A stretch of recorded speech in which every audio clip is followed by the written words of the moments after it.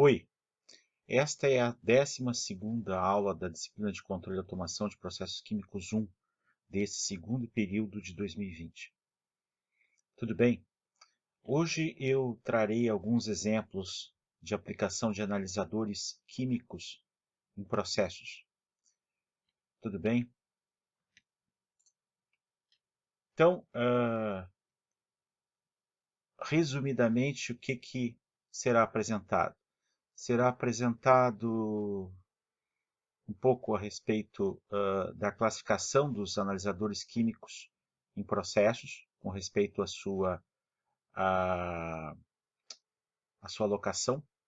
Exemplo de alocação de analisadores em um processo em batelada.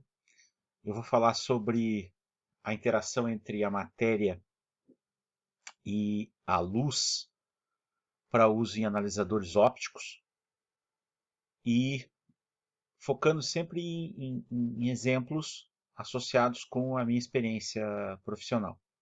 Tá? Então, o que acontece? Esse assunto é um assunto muito vasto, extremamente vasto, e hoje em dia se fala muito em PAT, PAT, PAT, né? Que seria a tecnologia analítica de processos. Tecnologia analítica de processos. Então, quando a gente fala em analisadores, a gente não está falando só em colocar um instrumento que vai realizar a medição de composição. A gente está falando em colocar um dispositivo que vai nos dar informação, um conjunto de informações extremamente complexas, que tem que ser tratado para ser usado em instrumentação e principalmente no controle automático. Então existe todo um tratamento de dados que estão associados a vários tipos específicos de análises, desde as mais simples até as mais complicadas. Né? Então, como eu não tenho tempo para tratar a respeito de todos esses conjuntos de assuntos que caberia numa disciplina, a parte inteira, tá certo? Que seria uma disciplina que seria a disciplina de Química Analítica de Processos, né? Porque seria a aplicação de toda a análise instrumental química que vocês já viram em processos com tratamento matemático das informações que viriam desses equipamentos de medição, eu resolvi optar por uma abordagem mais, uma abordagem introdutória, focando quais os tipos de analisadores e também relatando um pouco da minha experiência com o desenvolvimento de alguns equipamentos específicos, tá certo? Bom, então a análise química ela pode ser feita diretamente nas amostras ou o próprio analisador pode processar dados que sejam adquiridos de um sensor remoto. Então observem, eu já começo colocando uma situação aqui em que a gente vai ter que distinguir casos de como que a análise é realizada, se ela é feita diretamente a partir de amostras ou se ela é feita a partir de informações obtidas de um sensor. A fonte das amostras para amostragem pode ser automática e é óbvio que a gente está se referindo a processos industriais, né? Então estou alocando analisadores químicos em processos industriais. Esses analisadores, eles de alguma forma estão conectados ao processo. E eles podem realizar a amostragem automática, tá certo? Ou não. Então, eu não necessariamente eu vou precisar colher uma amostra, mesmo que seja uma amostra colhida de forma automatizada, de forma robótica, né? Então, a gente tem uma classificação que é uma classificação que causa muita confusão a respeito do que seriam os analisadores online. Tá? Online junto ou separado, tanto faz. O que causa confusão, porque o principal tipo de analisador que eu quero falar são aqui analisadores inline. ou seja, que estão dentro da linha. Não são analisadores que estão em paralelo com o processo recebendo a amostragem, tá certo? Eu vou usar uma notação, uma nomenclatura, tá certo? Baseada no trabalho dos autores da Unicamp. Então, esse trabalho é um trabalho referência, é um trabalho que já tem bastante tempo, trabalho de Trevisan e Pop, tá certo? Infelizmente, o professor Pop nos deixou no ano passado, tá certo? Mas o que que acontece? Quando a gente tem aqui, por exemplo, um reator, né? Então, o caso A, por exemplo, que é esse caso aqui, né? A gente tem uma válvula de amostragem, então tem uma válvula aqui, tá certo? Uma válvula. E ela é usada para medições offline e at-line. Então, o offline todo mundo entende o que que é. É ir lá, coletar uma amostra, levar para o laboratório e fazer. Esse tipo de análise vai ser útil para controle automático? Em tempo real, não. Ele vai servir para calibrar os meus analisadores inline ou, tá? O que que é uma análise at-line? Uma análise at-line é quando eu acoplo o equipamento nessa amostragem e faço a amostragem, né? E o equipamento funciona também sem ser em tempo real, né? Em B, o que que eu observo? Em B aqui a gente tem um desvio do conteúdo. Então, isso aqui é um bypass, né? Isso aqui é um bypass. E aí, o que que vai se ter? Vai se ter uma linha de amostragem que conduz a amostra até um sensor. Esse sensor pode ser um sensor online. Então, eu tenho aqui um sensor. Observe que tem duas válvulas, tá certo? E aqui a gente tem um sensor online num bypass, né? Uma outra configuração, que é a configuração C, né? A gente tem uma sonda interna, né, de parede, ou seja, a gente tem uma parede e aqui a gente tem um probe, tá certo? Assim, por exemplo, poderia ser uma análise de pH ou uma análise de condutividade. Analisadores de pH e de condutividade são considerados triviais, tá certo? Para fins de química analítica de processos, tá? Uma outra configuração seria um sensor de parede, como a configuração D aqui, onde a gente tem um modelo não invasivo. Então, eu posso ter, por exemplo, um analisador que usa alguma forma de interação entre radiação e matéria que não seja necessariamente invasiva. Eu posso ter uma janela que divida, por exemplo, e posso estar usando alguma forma de interação de radiação luminosa, um sensor óptico, por exemplo, né? Essa configuração é a configuração que é um exemplo para um reator, mas e se fosse uma tubulação, por exemplo? Então, vamos imaginar esse outro exemplo aqui, onde a gente tem um fluxo, tá certo? Um fluxo, e fica claro qual a diferença de usar um bypass. Aqui eu tenho a configuração com bypass, tá certo? Um analisador online, o analisador inline, tá certo? E ele está na linha, então não seria melhor chamar ele de in situ, ou seja, no sítio, tá certo? In situ, em contato direto com o fluxo, né? E o analisador offline, a gente tem um desvio e a gente tem um frasco coletor aqui, ó, um frasco coletor de amostra. Então a gente tem essas classificações. Análise online é análise em tempo real. A análise inline é quando eu tenho o meu instrumento de medição, de alguma forma ele está com probe ou com parte dele dentro do contato no contato com a linha, tá certo? E o offline é mais fácil de entender, tá certo? Bom, vamos ver um exemplo de alocação de analisadores. Então, escolhi um exemplo de um reator em batelada, tá? Esse aqui é um esquema representativo do arranjo que foi usado nesse trabalho aqui, do Vitor Furlong, de 2015, tá certo? Esse trabalho aqui foi trabalho de mestrado na Universidade Federal de São Carlos, na UFSCar, tá certo? automação do reator para hidrólise enzimática do bagaço da cana-de-açúcar, né?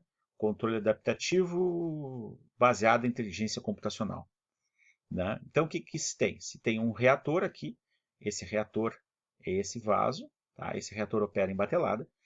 E aí, o que acontece? O que se tem de análises? A gente tem condutividade, capacitância, tem análise de torque num dinamômetro, depois eu já explico por que precisa de torque. Aqui a gente tem o PC para fazer aquisição de dados, né, e para fazer toda a ativação do sistema. Aqui tem uma bomba, né, então aqui tem uma amostragem, né. Aqui tem o espectrofotômetro, né. E aí o que fica claro? Que existe analisadores aqui que são online e inline. Então, o espectrofotômetro ele está fazendo análises que não são em tempo real, né? Porque existe uma coleta de amostra através desse filtro aqui, tá? E aí é uma diluição da amostra para que possa ir para o reservatório do espectrofotômetro e fazer as análises. Então, essas análises, elas não são em tempo real, tá certo? Então, é um analisador online ou um analisador at-line. Pelo que eu mostrei, é um at-line, tá certo? Ou seja, ele está em paralelo com a linha, né? Já por sua vez, as análises de condutividade e de capacitância, elas são inline, tá? In situ, né? O que esse reator faz? Esse reator faz uma hidrólise enzimática de bagaço de cana para fins de produção de etanol de segunda geração. Então, a viscosidade desse meio aqui, ela varia absurdamente. Ele começa com um meio extremamente sólido, tá? E o coquetel enzimático utilizado vai promover hidrólise e vai ocorrer uma variação de viscosidade, né? Essa viscosidade ela vai diminuindo, mas não, ela diminui, mas não diminui tanto assim, tá certo? Fica uma quantidade de sólidos significativa aqui. Por isso que tem esse dinamômetro, que é uma análise física de torque, para verificar o torque na agitação através desse motor aqui. Esse aqui é o motor, tá? E aí o dinamômetro ele está aqui, ó, ele está medindo o torque no eixo do motor, tá certo? Então observe que esse sistema aqui é um sistema que foi um sistema de bancada, né? Era um reator de bancada, né? Mas só para mostrar os exemplos de como que os analisadores são colocados para instrumentar um processo, né?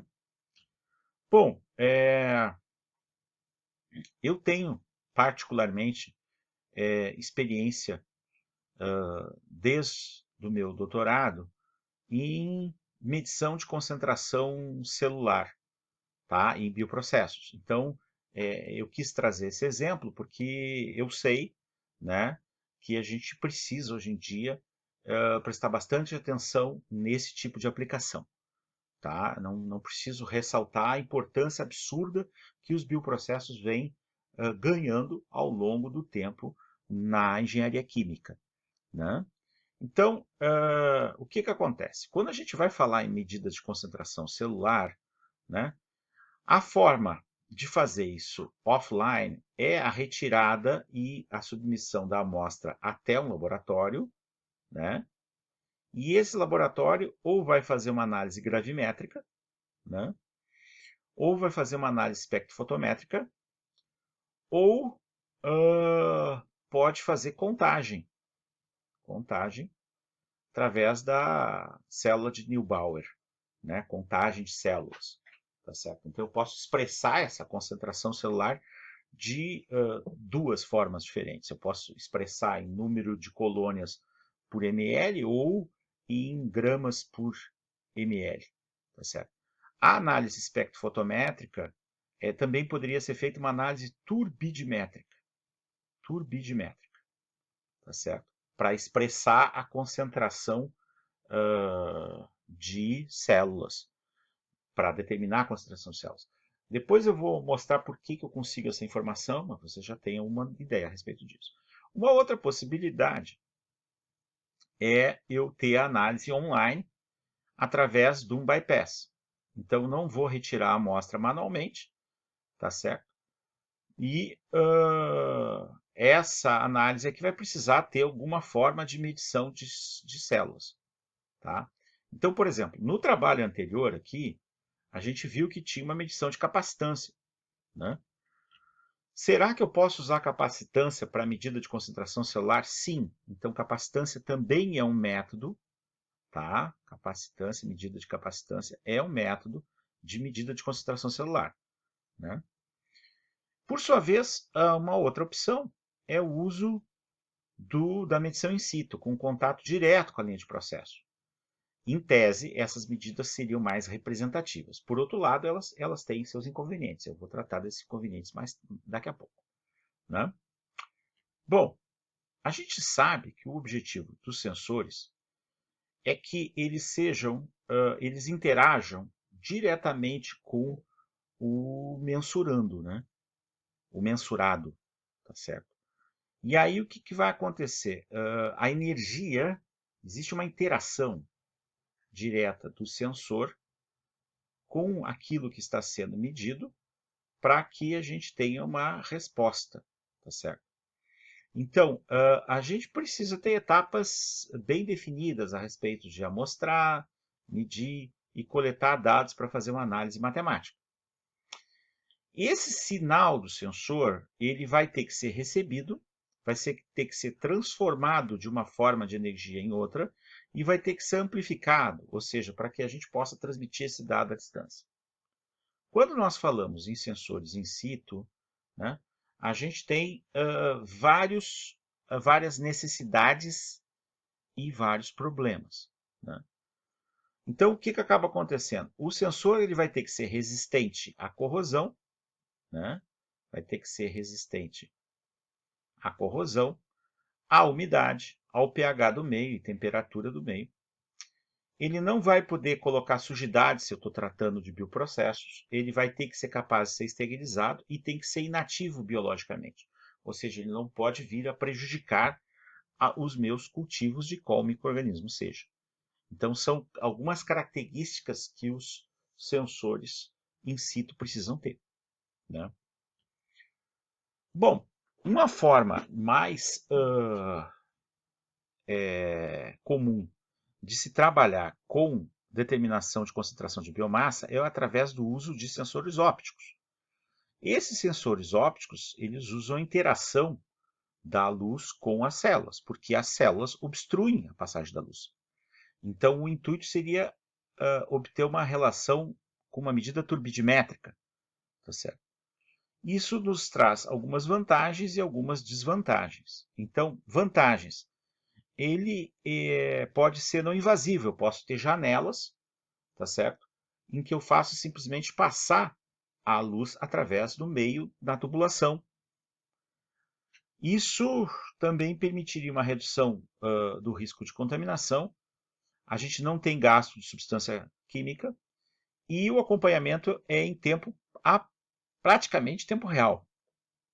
Eu só teria o tempo de processar o sinal que foi adquirido através do tratamento dos dados, da emissão de luz e da recepção de luz, com as células passando entre as duas.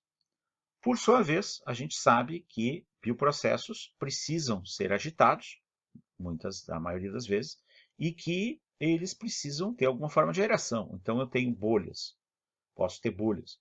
Essas bolhas podem atrapalhar esses sensores ópticos in situ.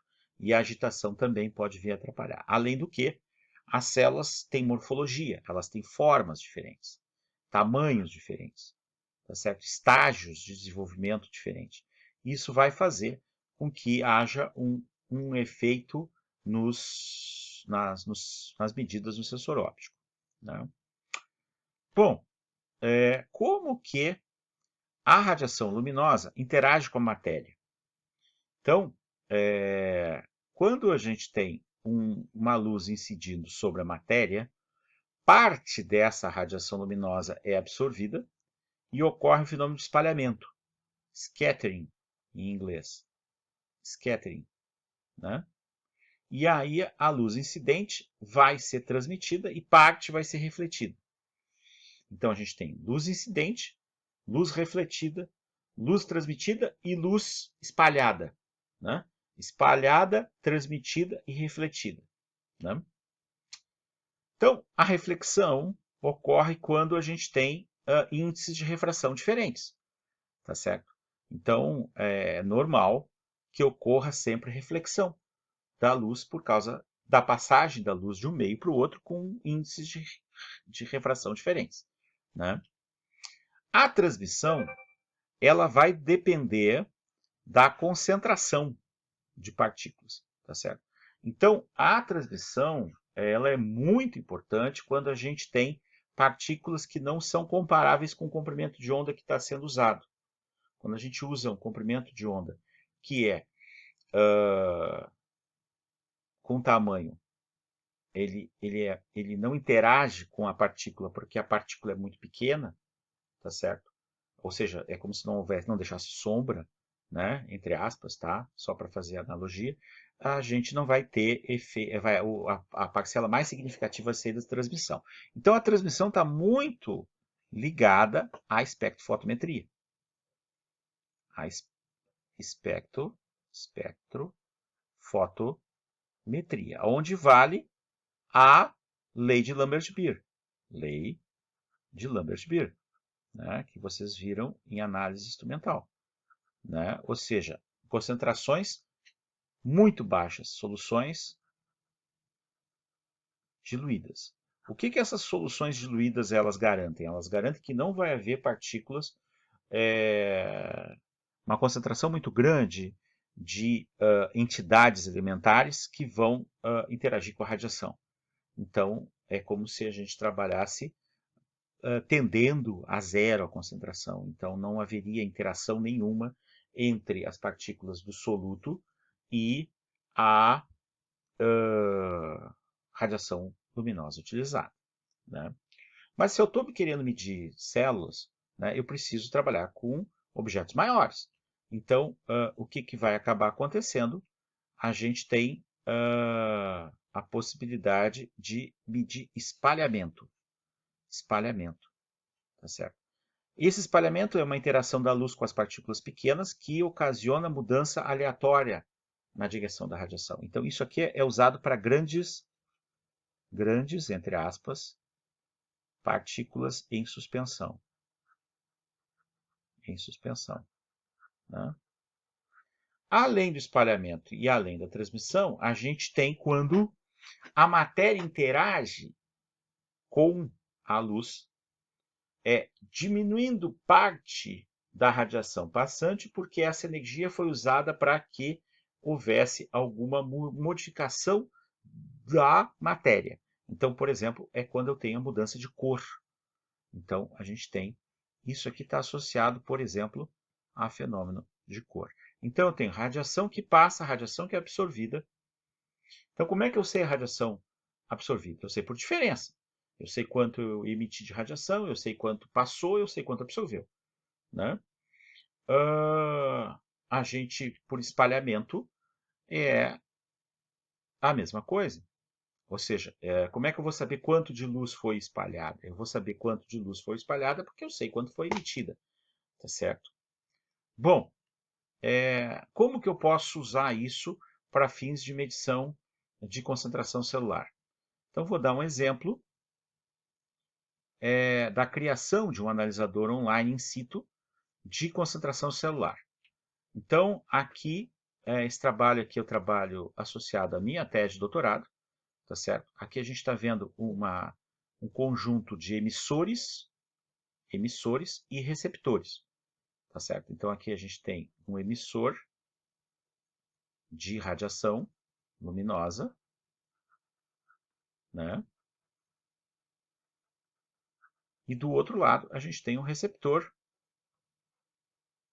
de radiação luminosa. Então, por que eu tenho vários? Eu tenho vários porque a ideia é observar o efeito em vários ângulos. Foi essa a ideia, tá certo? Então aqui eu tenho um ângulo que vai ter um ângulo aqui de backscattering. Aqui eu tenho um outro emissor, então eu tinha aqui um laser vermelho, um laser verde. Aqui eu tinha um ângulo de 0 graus. Aqui eu tinha um ângulo de 135 graus. 135 graus, aqui eu tinha de 45 graus. O objetivo era avaliar essas medidas em vários ângulos diferentes, tá certo? Tanto para radiação laser verde quanto para radiação laser vermelho, né? E isso aí foi feito em condições controladas de temperatura, tá certo? Para desenvolvimento, né?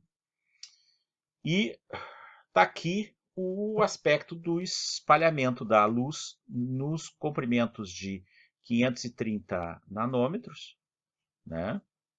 A luz do laser verde, e de 660 nanômetros a luz do laser vermelho. Então a ideia era, aqui eu tenho a suspensão, a vista de cima, tá certo? Dá para ver aqui que as células de microalga se depositaram aqui, né? E a ideia foi desenvolver esse tipo de equipamento. Eu não vou falar aqui a respeito dos resultados, que se alguém tiver interesse, né, através do blog, meu blog, é possível ter acesso à minha tese de doutorado, tá certo? Monitoramento por microcontrolador do cultivo de espirulina em fotobioreator Raceway, né? Bom, como que é feita ou como foi feita a ativação do laser? Bom, a ativação do laser foi feita usando uma placa microcontrolada Arduino, né? E o sensor usado foi esse TMT6000 aqui, que é um sensor de radiação luminosa, né? A caracterização dele aqui eu não vou apresentar. Ele tem uma determinada curva de resposta espectral, tá certo? É importante que a gente saiba que os sensores ópticos eles têm uma caracterização chamada curva de resposta espectral. O que significa? Significa que, para vários comprimentos de onda, a resposta espectral ela é variável.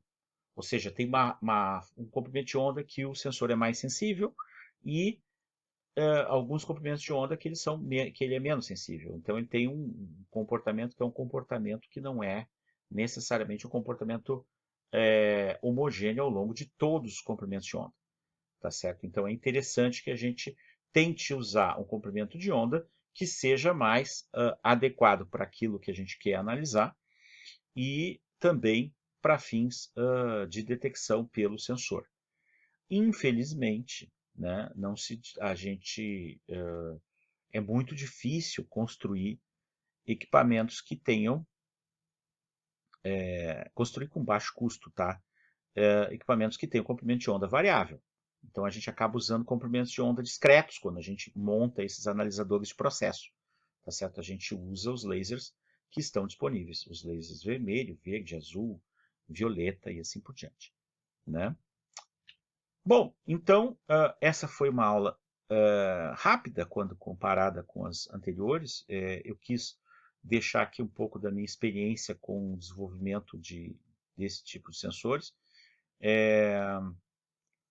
A gente faz mais de um ano que está afastado do laboratório e não tem tido a oportunidade de continuar esse trabalho na prática, tá certo? Mas é um campo muito interessante, porque isso aí reverte para o desenvolvimento de tecnologia associado a tanto a parte de instrumentação quanto a parte de controle. Então eu queria agradecer quem me acompanhou até aqui, tá certo? Qualquer dúvida, por favor, me contacte no e-mail renatodutrapereira@gmail.com. Meu muito obrigado e fiquem bem.